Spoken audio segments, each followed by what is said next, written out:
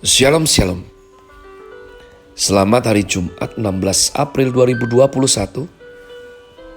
Saya Pendeta Caleb Hofer Bintoro dalam anugerahnya penuh sukacita sampaikan pesan Tuhan melalui Grace Words, yakni suatu program renungan harian yang disusun dengan disiplin. Kami doakan dengan setia supaya makin dalam kita beroleh pengertian mengenai iman, pengharapan dan kasih yang terkandung dalam Kristus Yesus.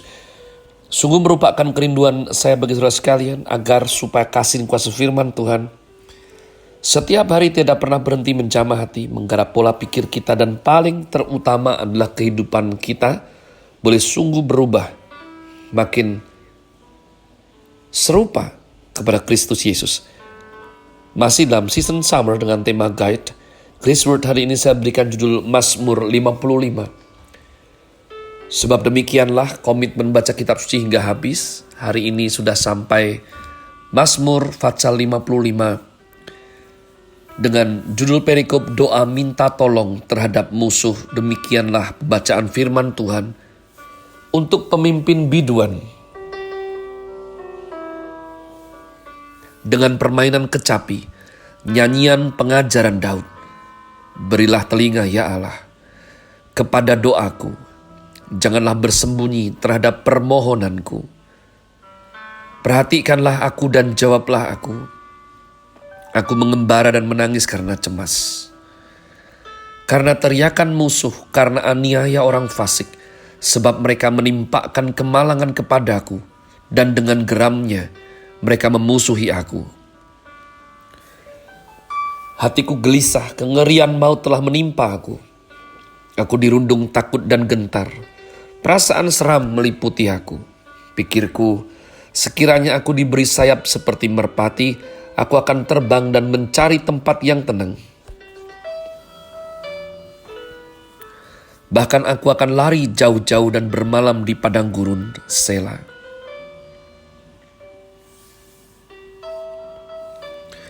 Aku akan segera mencari tempat perlindungan terhadap angin ribut dan badai. Bingungkanlah mereka. Kacaukanlah percakapan mereka, ya Tuhan. Sebab aku melihat kekerasan dan perbantahan dalam kota.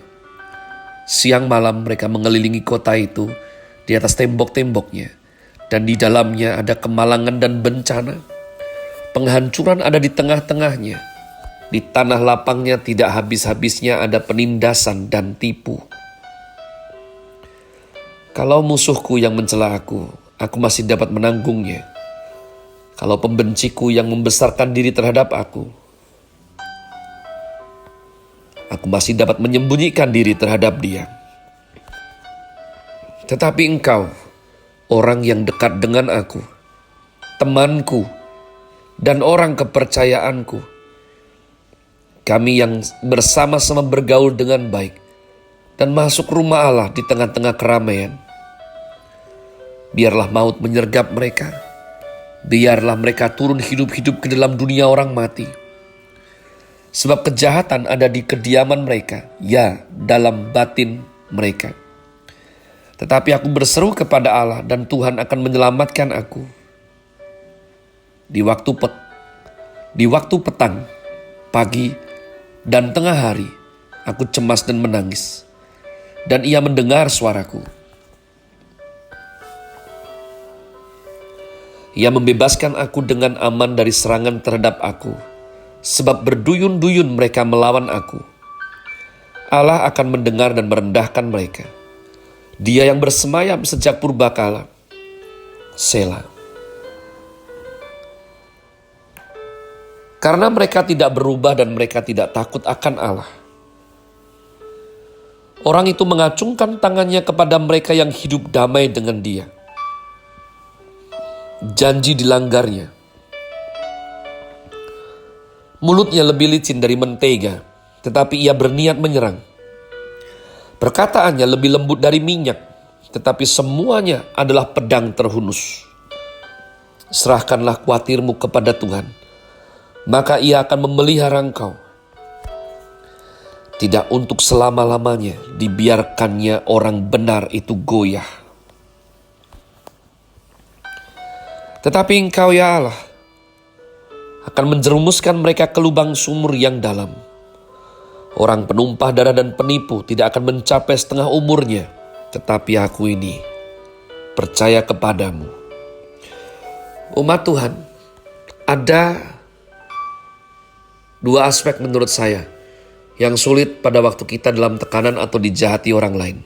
Ya, adalah kerinduan untuk sebanyak mungkin itu berempati kepada kita, sehingga tanpa sadar kita menceritakan kondisi kita kepada orang lain, terutama orang-orang dekat dengan kita, yang kita harapkan akan di pihak kita, membela kita, umat Tuhan.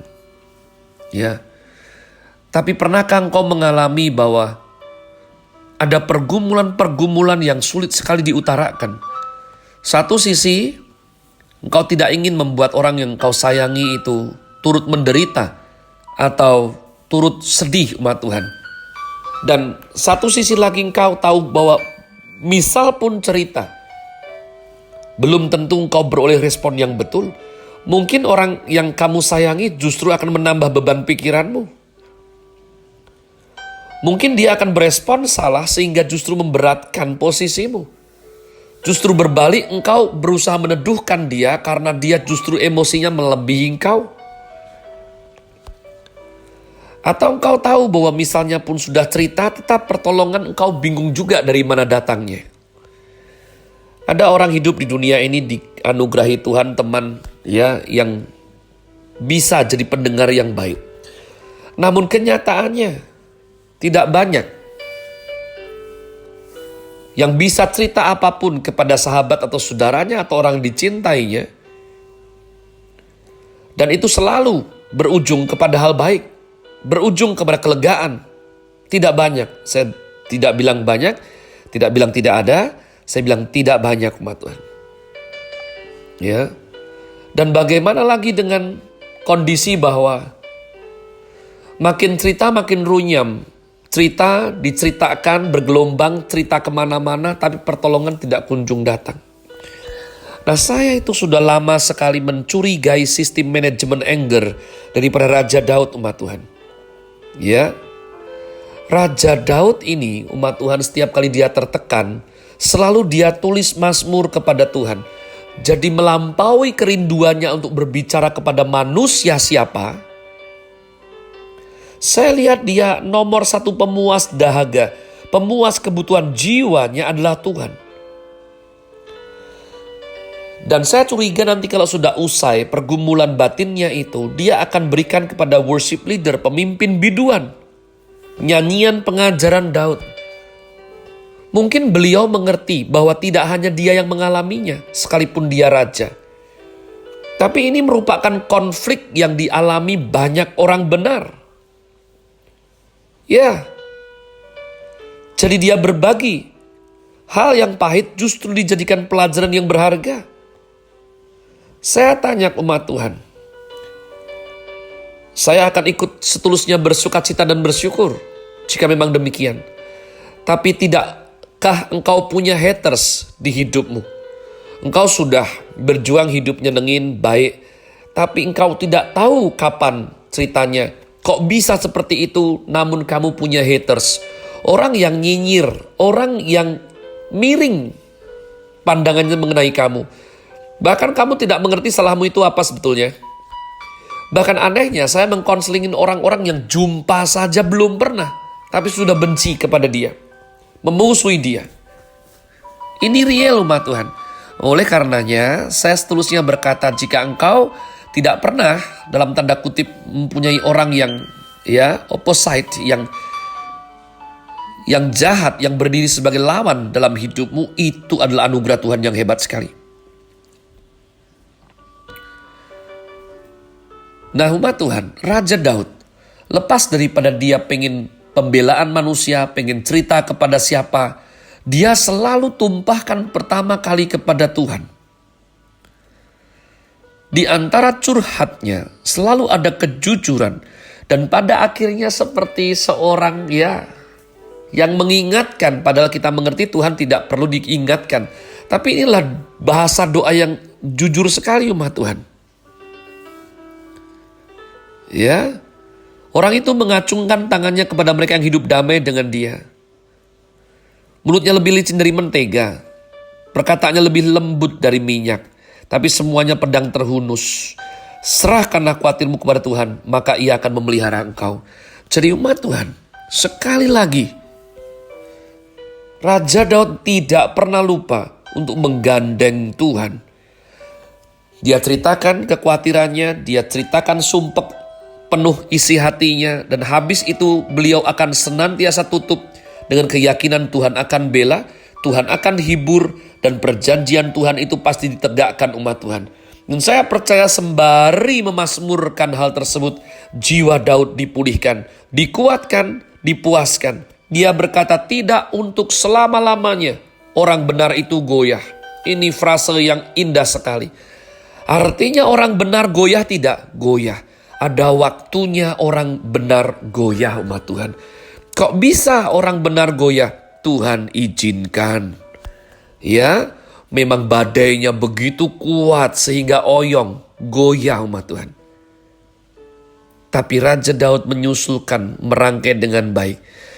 Tidak untuk selama-lamanya. Memang goyah. Kenapa goyah? Dibiarkan Tuhan goyah. Lihatlah. Namun tidak untuk selama-lamanya. Dan ditutup dengan tetapi aku ini percaya kepada Tuhan. Saya berdoa supaya engkau mendapatkan sesuatu. Kalau memang kau mengalami sesuatu yang bahkan kepada manusia sulit kau ceritakan. Sudah cerita pun ya pasti sulit ada pertolongan dari dia karena di luar kapasitasnya. Jangan khawatir. Datanglah. Seperti Raja Daud datang kepada Tuhan. Mari datang kepada Tuhan. Ceritakanlah semua pergumulan hatimu. Dan pegang janjinya. Biarlah rohnya yang tulus, kudus, dan suci menuntun jiwa kita untuk dikuatkan dan menaruh percaya kepada Juru Selamat kita yang hidup, Yesus Kristus Tuhan. Have a nice day. Tuhan Yesus memberkati saudara sekalian. Sola Gratia.